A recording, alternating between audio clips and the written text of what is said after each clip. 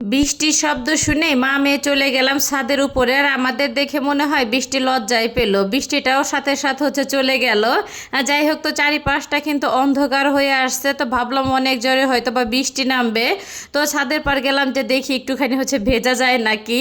তো আজকে কিন্তু প্রচুর পরিমাণে গরম পড়ছে, আজকে না শুধু বেশ কয়েকদিন ধরে কিন্তু অনেকটা পরিমাণে গরম পড়তেছে। আর দেখা যায় বেশ কয়েক বছর ধরে তো রোজার সময় খুবই কম কিন্তু বৃষ্টি নামে। তো দেখা যাইতেছে ঈদের দিনই অনেকটা পরিমাণে বৃষ্টি নেমে অনেকে নামাজটাও পড়তে পারে না। এই বছরে কি হবে আল্লাহ মাবুদ সে জানো। তারপরেও একটুখানি বৃষ্টি নামতে আবহাওয়াটা কিন্তু মাশাআল্লাহ দিলে অনেক ঠান্ডা হয়ে গেছে, সেই সাথে কিন্তু অনেক সুন্দর বাতাসও ছিল। তো অনেকক্ষণ অব্দি মা মেয়ে ঘুরতেছিলাম ছাদের উপর দিয়ে, খুবই ভালো লাগতেছিল। অনেকে দেখা যেতেছে ছাদের উপরে আসছে হয়তোবা বৃষ্টি নামা দেখেই হয়তোবা গোসল করার জন্য। যখন গ্রামের বাড়িতে যায় তখন বৃষ্টি নামলে কিন্তু খুবই ভালো লাগে। টিনের ঘরের উপরে যে শব্দটা হয় ঝুমঝুম, খুবই কিন্তু ভালো লাগে শুনতে। যাই হোক, তো মা মেয়ে গল্প করতেছিলাম এবং আমার মেয়ে বারবার বলতেছিলাম মো বৃষ্টি নামলে কতই না ভালো লাগতো, আমি গোসলটা করে ফেলতে পারতাম। আজকে একটু বাইরে গেছিলাম, তো আমার মেয়ে গোসল করতে করতে অনেকটা লেট হয়ে গেছে। তো বৃষ্টি একটুখানি নামা দেখে ছাদের উপরে চলে আসছে যে বৃষ্টিতে আম্মু চলো গোসল করে আসি। তো সেটা হইলো না। যাই হোক, তারপরে কিন্তু বাসায় চলে আসলাম, যেহেতু রোজার দিন, তো রান্নাটাও কিন্তু তাড়াতাড়ি করতে হবে। তো এখানে কিন্তু বেগুনটা আমি অফ ক্যামেরা সুন্দর করে ভেজে নিছি লাল লাল করে। আর আজকে খুবই সাধারণভাবে রান্না করছি ইলিশ মাছ দিয়ে আলু বেগুনের তরকারি।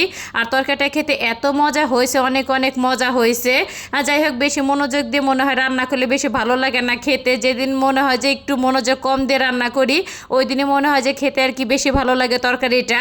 আর এই তো সেই সাথে কিন্তু একটা আলু আমি ভেজে নিলাম একটু লাল লাল করে।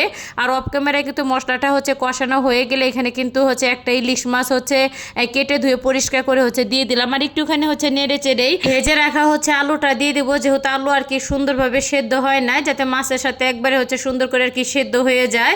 আর বেগুনটা কিন্তু অলরেডি ভাজার সময় সেদ্ধ হয়ে গেছে। যাই হোক, তো ঢাকনা দিয়ে ঢেকে কিন্তু বেশ কিছুক্ষণ আমি রান্না করে নিছি। আর ঝোলের জন্য কিন্তু অনেকটা পরিমাণ পানি দিয়ে দিলাম। আর যেহেতু একদমই পাতলা ঝোল রান্না করব এর জন্য পানির পরিমাণটা একটু বেশি দিছি। যাই হোক, আর এই তো পানিটা কিন্তু দেওয়ার পর পরে তো ভেজে রাখা বেগুনটাও দিয়ে দিলাম। এখন ঢাকনা দিয়ে ঢেকে তো বেশ কিছুক্ষণ কিন্তু আমি রান্না করে নেব।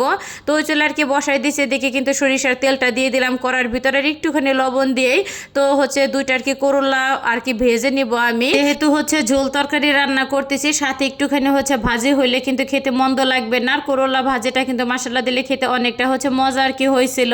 আর এই তো তরকারিটা কিন্তু আমার রান্না করা হয়ে গেছে। তো লাস্টের দিকে বেশি করে একটুখানি ভাজা জিরার গুঁড়াটা দিয়ে দিলাম। আর মশলার ভিতরে কিন্তু আমি ধনিয়ার গুঁড়াটা দেই নাই, এর জন্য লাস্টের দিকে একটুখানি বেশি করে তো ভাজা জিরার গুঁড়াটা দিয়ে তো নেড়ে চেড়ে নামিয়ে নিব। আর এদিকে কিন্তু আমার করলা ভাজিটাও কিন্তু হয়ে গেছে। এর থেকে বেশি কড়া করে ভাজবো না, কারণ কড়া করে ভাজিটা একদমই ভালো লাগে না খেতে। আর যেহেতু এক হাত দিয়ে ফোন ধরে রাখছি, এক হাত দিয়ে ভাজিটা আমি নাড়তেছিলাম চামিচ দিয়ে, এর জন্য বারবার কড়াইটা নড়ে চড়ে যাইতেছিল। যাই হোক, তো আজকের ভিডিওটা কার কাছে কেমন লাগলো অবশ্যই কিন্তু কমেন্ট করে জানাতে একদমই ভুলবেন না। তো ভিডিওটা এখানে শেষ করলাম, সবাই ভালো থাকবেন, আল্লাহ হাফেজ।